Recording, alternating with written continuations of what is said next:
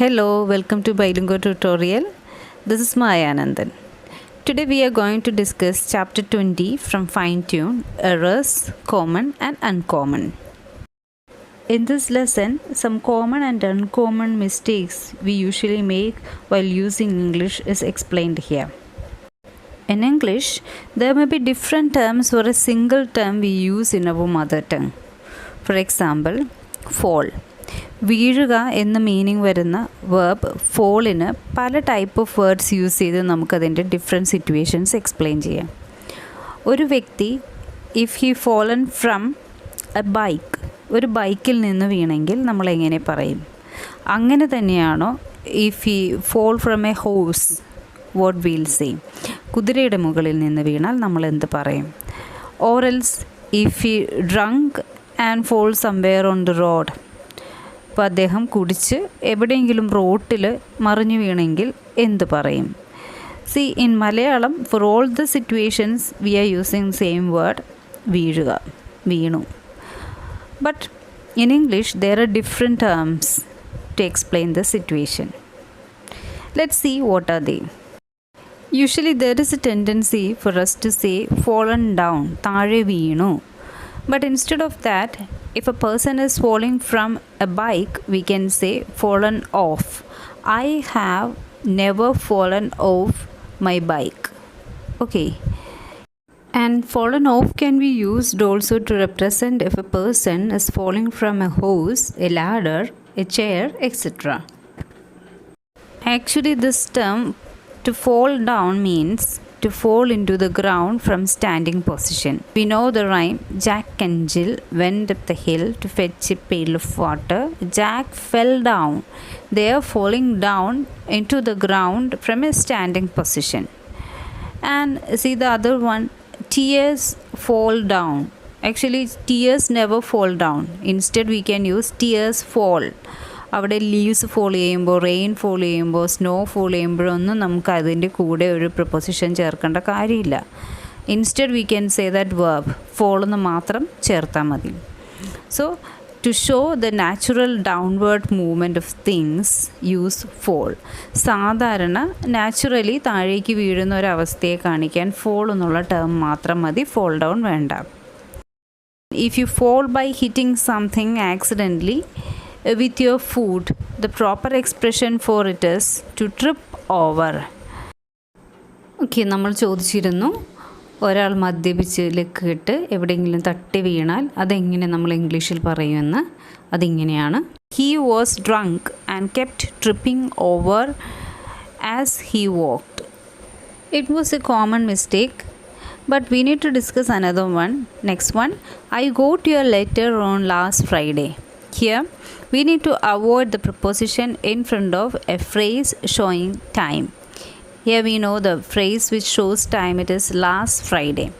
So in front of that there is a preposition on. We need to avoid that. We can rewrite this sentence as I got your letter last Friday.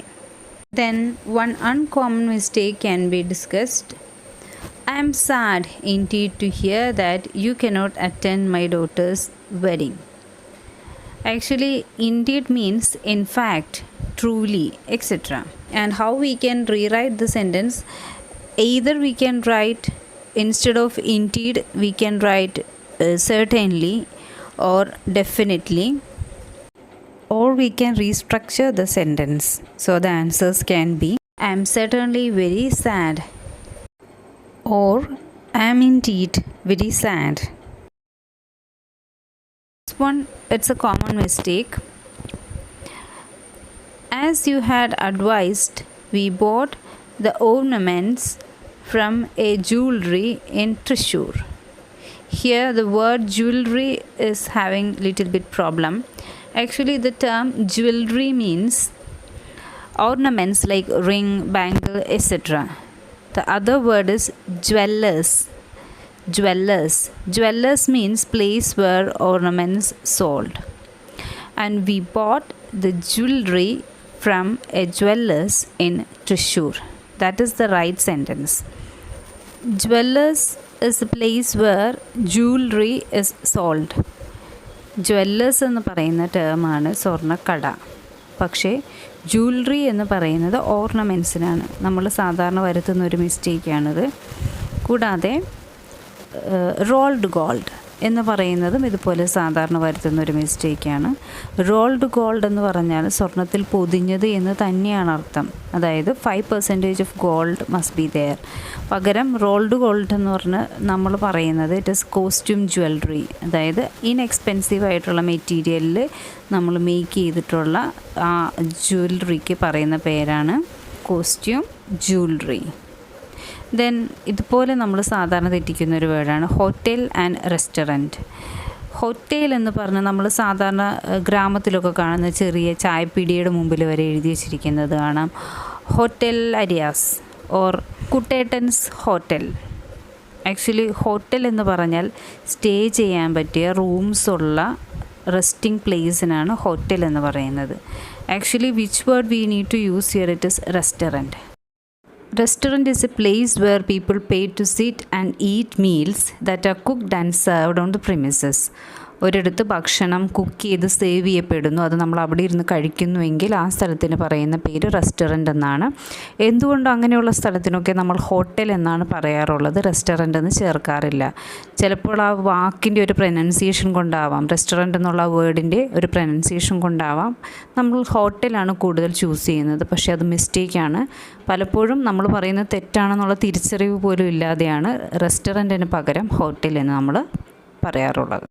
So it is a common and accepted mistake. And next situation, when you inquire about somebody's general state of health, സാധാരണ ഒരു വ്യക്തിയുടെ ഹെൽത്തിനെ കുറിച്ച് നമ്മൾ ചോദിക്കുകയാണെങ്കിൽ usually the expression is well or fit. നമ്മൾ അങ്ങനെയാണ് സാധാരണ ചോദിക്കുന്നത്.